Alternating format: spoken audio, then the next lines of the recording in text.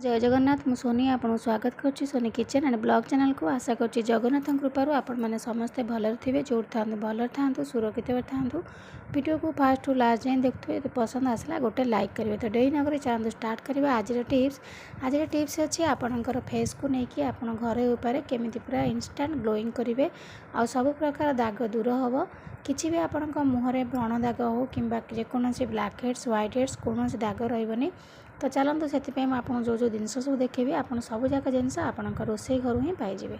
तो से देखो प्रथम नहीं आम हल्दी गुंड आपण पाखे जो घर तैयारी करवा हल्दी गुंड जो थी नहीं घर थी हल्दी गुंड तैयारी करवा हल्दी गुंड बहुत बढ़िया काम कर।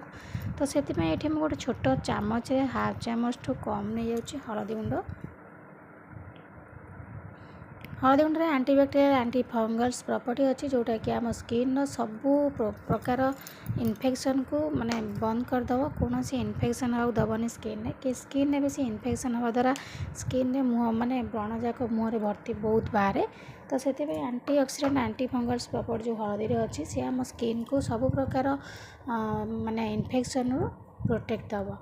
तो देखो ये मुझे गली गोटे छोट चामच रे हाफ चामच ठू कम हल्दी गुंड स्किन को ग्लोइंग कर सब प्रकार दाग कर। कारण आगुरी लोक मैंने हल्दी गुंड और बेसन को ही यूज करके स्किन को बहुत भल रखुए। तो हल्दी गुंड बेसन ठू आ भल जिनस आपण मुँहपाई आउ कि भी आप पाइबे। तो से देखो प्रथम ये नहीं गली मु हल्दी गुंड देखो ये मुझे जी हल्दी गुंड नहीं से नहीं गली बेसन बेसन आम स्किन को सब प्रकार मैला बाहर कर सहित आम मुहर पूरा क्लींजर भाई काम कर बेसन।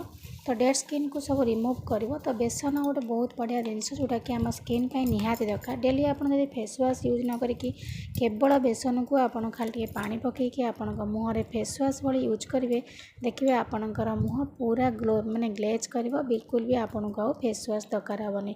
तो देखो ये हल्दी गुंड आ बेसन को भल भाव में मिसई नहीं गली मिसई नहीं सारापर चलते ये नेक्स्ट जिनस आपको देखे नौ ये देखो तापर ये नहीं जाऊँगी कंचा क्षीर जब आप ना ताले आप सीजा क्षीर ठंडा करके नहीं जाए मार्केट मिले क्षीर भी नहीं पारे। तो क्षीर आमर स्किन पूरा मॉइस्चर भाई काम करता सहित आपंकर गोटे टोनर भाई काम कर स्किन जमी थी सब प्रकार मैला को सब बाहर कर आनब। ये कंचा क्षीर आपण स्किन को पूरा माने सॉफ्ट आउ ग्लोइंग कर।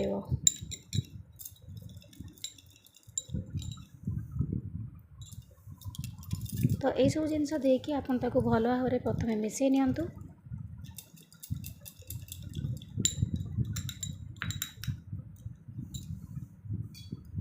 देखो ये मुझे मिसई सारापर आपको देखा पाउडर आप जो पाउडर आपंकर मुहर यूज करजेकोसी पाउडर। तो फेस पाउडर नेबेनी जो अलग प्रकार जो फेस पाउडर। तो ये पाउडर आप नहीं तो से पाउडर को आपड़ ये पकई ने माने जी हल्दी और बेसन पकई से भाया से आप पाउडर पकई ने।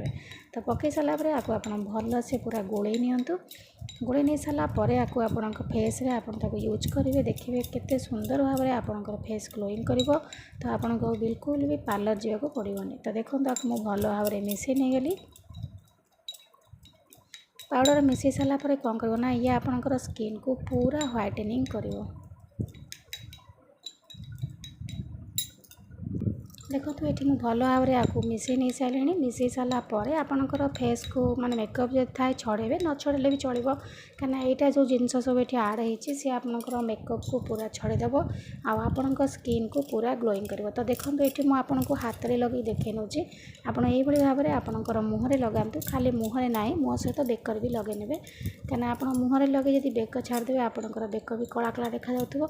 तो आपको आपंकर बेक आ मुहर भल से मसाज करनी।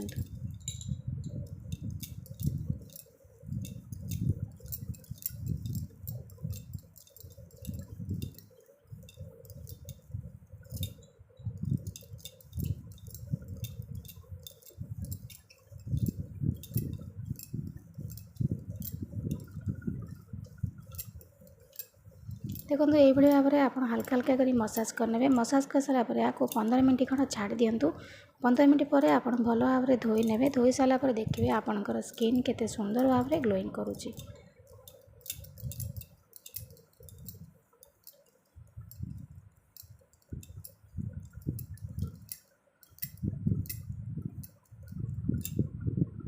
ଦେଖନ୍ତୁ ଏବେ ମୁଁ 15ରୁ 20 ମିନିଟ୍ ରଖିଲା ପରେ ମୁଁ ମୋ ହାତକୁ ଭଲ ଭାବରେ ଧୋଇ ନେଇଗଲି। ଆପଣ ଠିକ୍ ଏଇଭଳି ଭାବରେ ଆପଣଙ୍କର ମୁହଁରେ ଲଗାନ୍ତୁ। ଆଉ 15ରୁ 20 ମିନିଟ୍ ରଖିଲା ପରେ ଆପଣଙ୍କର ମୁହଁକୁ ଭଲ ଭାବରେ ଧୋଇ ନିଅନ୍ତୁ। ଧୋଇ ସାରିଲା ପରେ ଦେଖିବେ ଆପଣଙ୍କର ସ୍କିନ୍ ମାନେ ଗୋଟେ ଥରରେ ଆପଣଙ୍କର ଫେସ୍ କେତେ ସୁନ୍ଦର ଭାବରେ ଗ୍ଲୋଇଂ କରୁଛି। ଖାଲି ଗ୍ଲୋଇଂ କରିବ ତାହା ନୁହଁ, ଆପଣଙ୍କ ସ୍କିନ୍କୁ ପୁରା ମାନେ ସ୍ପଟଲେସ୍ ରଖିବ, ମାନେ କୌଣସି ଦାଗ ରଖିବନି। ବ୍ଲାକ୍ ହେଡ଼୍ସ ହ୍ୱାଇଟ୍ ହେଡ଼୍ସ କିଛି ବି ଦାଗ ରହିବନି, କାହିଁକିନା ଯେଉଁ ଜିନିଷ ଏଠି ଆଡ଼୍ ହେଇଛି ସେ ଆପଣଙ୍କର ସ୍କିନ୍ ପାଇଁ ବହୁତ ହିଁ ବଢ଼ିଆ କାମ କରିବ।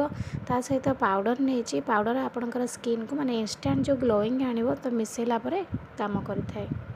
ତ ନିଶ୍ଚିତ ଭାବରେ ଆକୁ ଆପଣ ଟ୍ରାଏ କରନ୍ତୁ। ଆଉ ଗୋଟେ ଥର ଲଗାଇ ସାରିଲା ପରେ ରେଜଲ୍ଟ ଆପଣ ନିଜେ ହିଁ ଜାଣିପାରିବେ କେତେ ସୁନ୍ଦର ଭାବରେ ଆପଣଙ୍କ ମୁହଁରେ ଏଇଟା କାମ କରୁଛି। ଆଉ ନିଶ୍ଚିତ ଭାବରେ ଥରେ ଟ୍ରାଏ କଲା ପରେ ମନ ହେବ ଆପଣଙ୍କୁ ବାର ଟ୍ରାଏ କରିବା ପାଇଁ। ତ ସପ୍ତାହରେ ଅତି କମ୍ ଯଦି ସମୟ ମିଳିଲା ଆପଣ 2 ଥର କି 3 ଥର ୟୁଜ୍ କରନ୍ତୁ ଏଟାକୁ। ଦେଖିବେ ଆପଣଙ୍କର ସ୍କିନ୍ ବହୁତ ଗ୍ଲୋଇଂ ରହିବ। ତା ସହିତ ସବୁ ପ୍ରକାର ଦାଗ ଦୂର ହେବ। ଆଉ ସବୁ ପ୍ରକାର ଜିନିଷ ଆପଣ ଆରାମସେ ଆପଣଙ୍କ ରୋଷେଇ ଘରୁ ହିଁ ପାଇଯିବେ। ତ ଆଶା କରୁଛି ଆଜିର ଭିଡ଼ିଓ ଆପଣଙ୍କୁ ପସନ୍ଦ ଆସିଥିବ। ଯଦି ପସନ୍ଦ ଆସିଥିବ ଲାଇକ୍ କରିବେ।